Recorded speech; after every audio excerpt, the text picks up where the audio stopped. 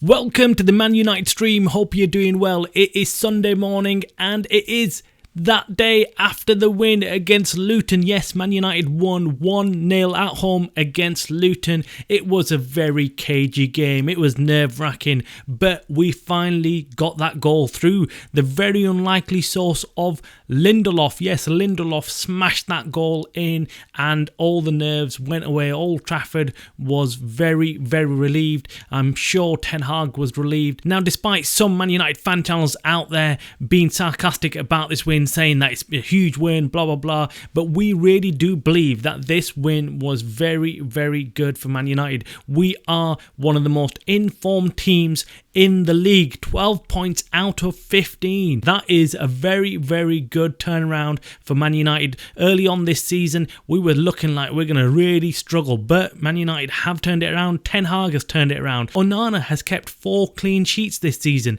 and sits in second place in the league for the most clean sheets. The stats do not lie. Man United are a team that are doing really well. They've been playing well and they've been getting them wins, and that's the most important thing. Yes, we might not be impressed with the way they're playing and we might not be happy with the play style and the amount of goals that they're leaking. However, we're getting the wins and that's the most important thing. No one is going to look back at the start of the season and say, well, we didn't play well enough. We're not going to care. As long as United get into that top 4 and maybe even win a few trophies in this season, that would be a very good season. Yes, we're not going to win the league. Let's be honest. I think it'll take an absolute miracle to go and knock City off that perch right now. City do look like a team that are just unbeatable. They might have a little wobble here and there, but you cannot see them dropping so many points. But who knows? Who knows? Let's just wait and see. This is early on in the season.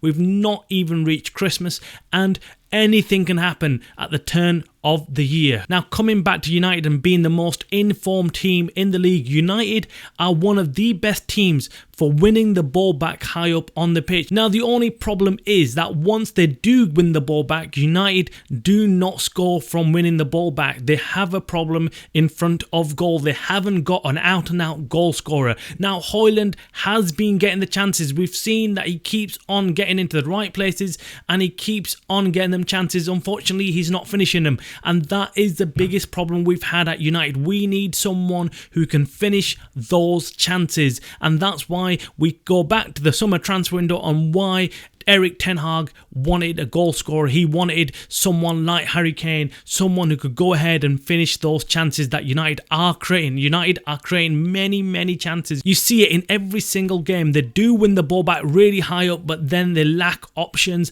They do not know what they're doing, and the decision making is not as good as you want it to be. Now, after this win against Luton at home yesterday, the only negative was that we heard that Højlund and Eriksen may have picked up injuries and may not be available in the next game. That is not good news and it's devastating news for Ten Hag, who would have liked to keep his team as it is and keep them on a roll. That is not good news. We'll have to wait and see whether these injuries are serious or not, or whether they're just small knocks and they'll be ready for next week. Now, talking about next week, we're hearing that the takeover of Jim Ratcliffe will be announced next week. We are watching this space. We're really excited to see this happen. Now, Jim Ratcliffe is not our ideal owner. We didn't really want him. We would have liked someone else, someone who'd come in and bought the entirety of United and kick these Glazers out. But the reality is that we have to accept what we have right now, and that is a 25% ownership of Sir Jim Ratcliffe. It looks like that's going to happen, and if it does happen, we do need to get behind Ratcliffe. Now, if you've been a subscriber to our channel, you've been watching our shows, you will know that we haven't been in favour of a takeover by Jim Ratcliffe. We feel that he should be taking over 100% of the club, and we felt like leaving the Glazers in there would not be a positive move in terms of fan reaction, and that's the entirety of it. Do we feel that he's got the ability to make changes at United and make improvements? Yes, we do. Whether that actually happens, we'll have to wait and see. The jury is out, but as Manchester United fans, we have to get behind him because he is our only option right now. He is the only other alternative to the Glazers. It's the lesser of the two evils right now. Whether you take the Glazers or whether you support Ratcliffe and get behind him and hope that he can one day take over the entirety of United and get the Glazers out.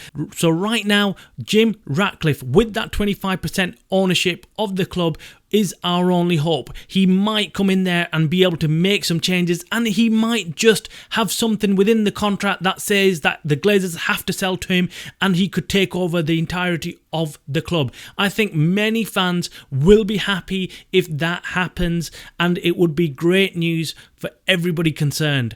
I'm hoping that that is the case, so we'll have to just wait and see what the news comes out on this takeover and what the finer details are about this takeover. Make sure you hit that like button on this video, and if you're new to the Man United Stream channel, make sure you hit that subscribe button. Now, what we are hearing is that once the takeover is complete, Man United will be on a spending spree. They will be going out there buying some new players, and one player that's been heavily linked to Man United is the Copenhagen player Rooney Bargy. Yes, he scored the winning goal against United in the Champions League this week, and he has been heavily linked with a move to Old Trafford. What do you think about Rooney Bargy? Do you think he's someone that we should sign, or maybe not? Drop your comments below. Let us know what you think about United's current form. Do you think they are a team that are improving and showing that they have got the minerals, or do you think this is just to cover up the stats, a lie, and the reality is that United are not playing well enough and are not doing good? Let us know. And what do you think about Onana and his 4 clean sheets and sitting second in the league for the most clean sheets? Now,